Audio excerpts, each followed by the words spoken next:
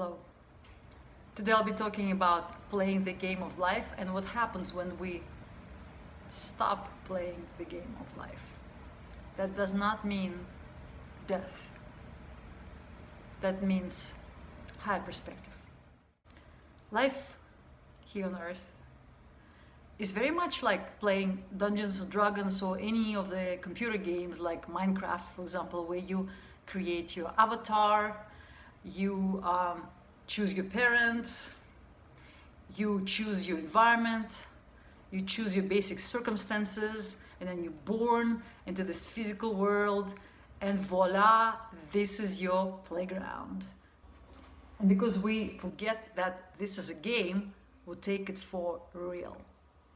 So the struggle is real, the fear is real, the courage is real, the pride, the anger, the desire, the fear, the grief, the apathy, the guilt, the shame, the scorn, the hate, the craving, the anxiety, the regret, the despair, the blame, the humiliation is real.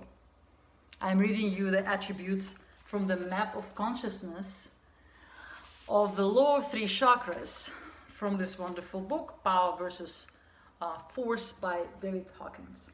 Great book, by the way.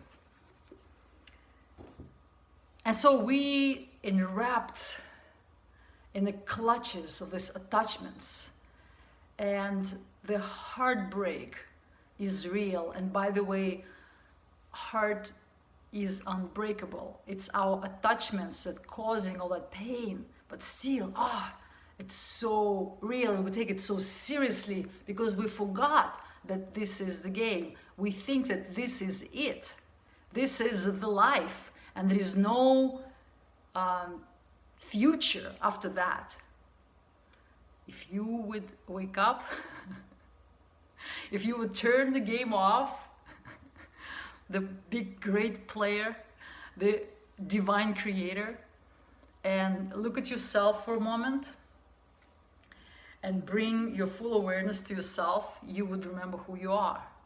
And then all of a sudden, you'll realize that the game is supposed to be just so much fun. It's fun and learning and experience. And it's all for, I don't know, expansion. Today I had a very lucid dream that inspired me to make this video. And in the dream, I was this hero with magic powers and magic weapons, and I was fighting with really bad, wicked witch. She was powerful and very scary, and she was very destructive.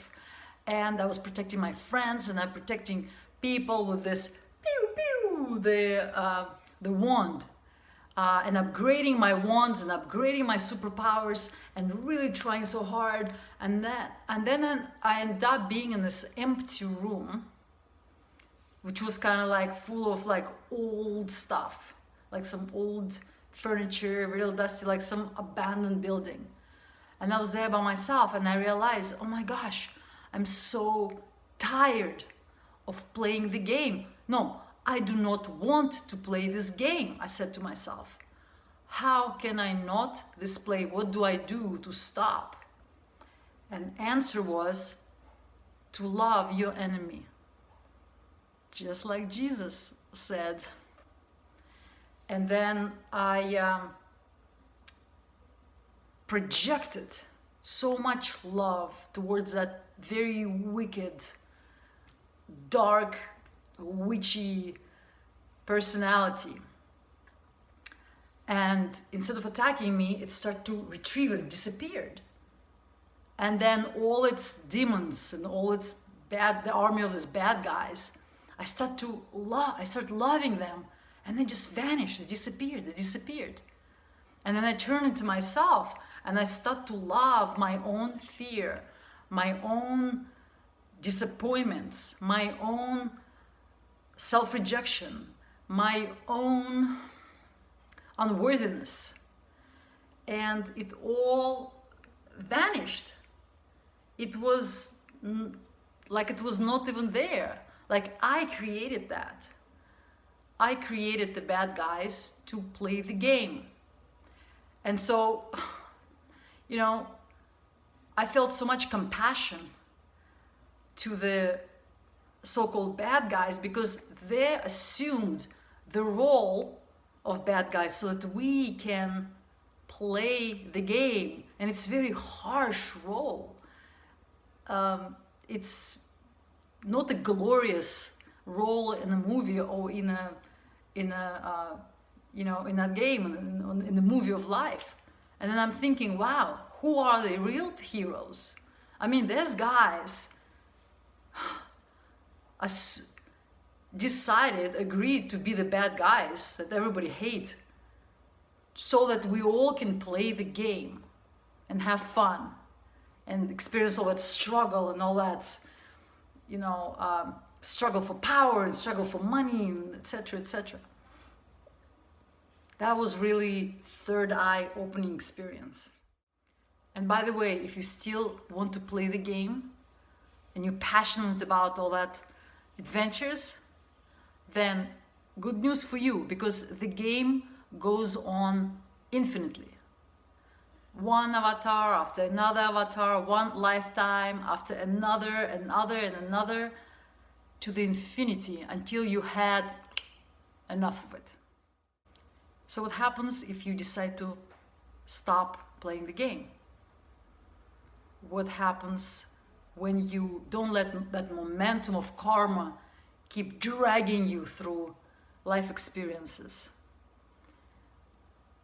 And when that happens, it feels like almost like the game plays you.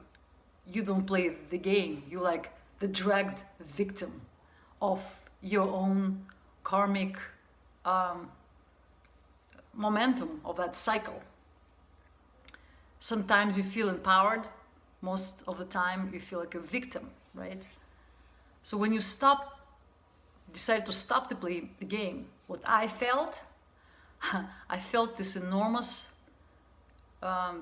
sensation of freedom and peace.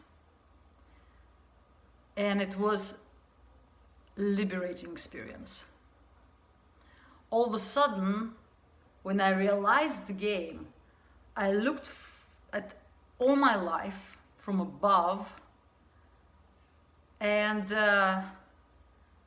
it was easy for me to just let go of all those attachments, of all those emotions. I stopped being reactive. I stopped reacting to everything with all that negative emotions. I felt truly, probably for the first time in my life, truly free, and I could breathe easy. Like my diaphragm just relaxed, because I didn't have that fight or flight response to life anymore. So whenever you feel like you're tired of the game, just know that the path to that freedom, to stopping the game, is through here. Like Jesus said, the path to the kingdom of God is through me, and he pointed at his heart. It's through the heart. It's loving yourself completely with all your negative thought forms, demonic attachments, all that other stuff that we made up ourselves, and loving all those bad guys. All that creates a polarity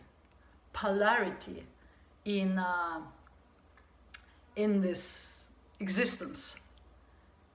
Without the good and bad, there is no polarity. It's all oneness, and this is where the peace lies, right here. But it begins through the heart. So remember that you always have the freedom of choice to participate in the game or not. And you always have a choice to step out of it if you feel like it's burning you out. And the path is through love and forgiveness, forgiving yourself, forgiving others. This way you dissolve the attachments and rules that we supposedly play by.